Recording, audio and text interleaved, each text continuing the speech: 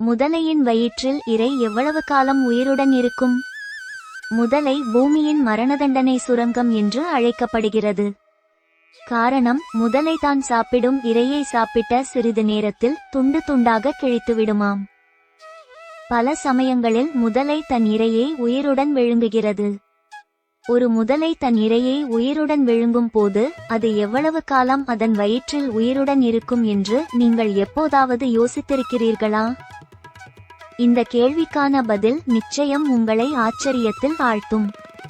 முதலையின் வயிறு 2 பகுதிகளாக பிரிக்கப்பட்டுள்ளது. முதலையின் வயிற்றின் ஒரு பகுதி இரையை உடைத்து முறுக்குகிறது, மற்றொரு பகுதி வலுவான அமிலத்தால் இரையை செரிக்க முயல்கிறது.